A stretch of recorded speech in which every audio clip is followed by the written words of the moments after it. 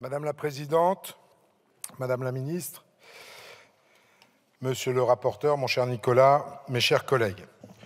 À la demande des groupes démocrates et gauche démocrate et républicaine, la conférence des présidents de notre Assemblée a finalement décidé, près de 15 mois après sa transmission, d'inscrire à l'ordre du jour la proposition de loi encadrant l'intervention des cabinets de conseil privés dans les politiques publiques. Ce texte est très attendu. Il fait suite, comme l'a rappelé mon collègue Nicolas Sansu, avec qui j'ai eu grand plaisir à travailler, aux travaux de la commission d'enquête du Sénat sur l'influence croissante des cabinets de conseil privés sur les politiques publiques, qui avait dressé un constat mitigé du recours par l'État à ces cabinets, relevant l'importance des dépenses consacrées et les insuffisances du cadre actuel. La proposition de loi traduit sous forme législative l'essentiel des propositions de la commission d'enquête. Elle prévoit pour cela des mesures nouvelles pour les cabinets de conseil comme pour les administrations que l'on peut classer en 3 catégories. Un principe de transparence d'abord, des règles déontologiques et des obligations déclaratives enfin. Je tiens à souligner que le gouvernement a procédé à des ajustements majeurs dans son recours au cabinet de conseil en prenant en compte les remarques de nos collègues sénateurs. Ces dispositions sont ambitieuses, mais souvent trop lourdes. Au cours de nos travaux, nous avons été soucieux de rechercher un meilleur équilibre entre les obligations prévues par le texte et le nécessaire encadrement de l'action des cabinets de conseil. Nous avons cherché à faire en sorte que ces obligations soient mieux proportionnées aux risques et aux enjeux, et de ce fait plus opérationnelles. La commission des lois a adopté 64 amendements et a procédé à des ajustements significatifs. La commission a tout d'abord recentré le champ d'application du texte, tant du point de vue des administrations bénéficiaires que des prestations de conseil concernées. Nous avons resserré le champ des établissements publics de l'État concernés aux seuls établissements dont les dépenses de fonctionnement sont supérieures à 60 millions d'euros, afin de ne pas y attraire les plus petites d'entre eux pour lesquels les enjeux paraissent limités.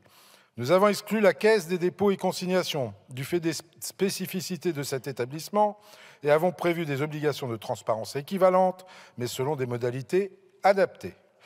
Pour des raisons analogues, je soutiendrai l'amendement de notre collègue Gilles Legendre sur les établissements non administratifs et celui de Jean-René Cazeneuve sur l'APE pour les exclure du champ du texte. La Commission a également modifié le champ des prestations informatiques concernées et l'a limité aux seules prestations les plus stratégiques.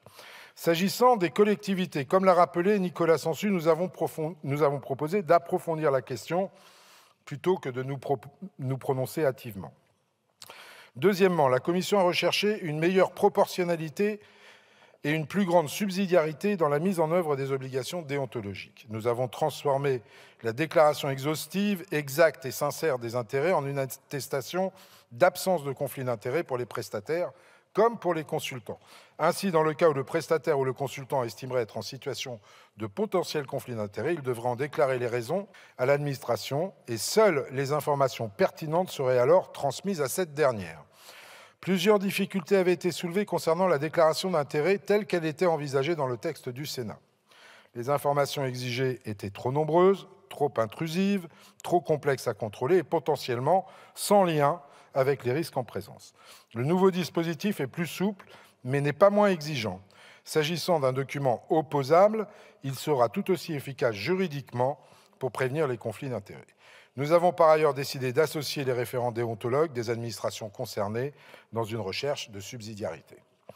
S'agissant, troisièmement, des obligations de transparence, notre commission a approuvé le principe des obligations de transparence prévues par le texte et n'a pas modifié sur le fond la nature des informations concernées. À l'article 6, la commission a prévu que l'évaluation de la prestation, qui doit être systématiquement réalisée, doit justifier pourquoi l'administration a recouru à une prestation de conseil plutôt qu'à des ressources internes.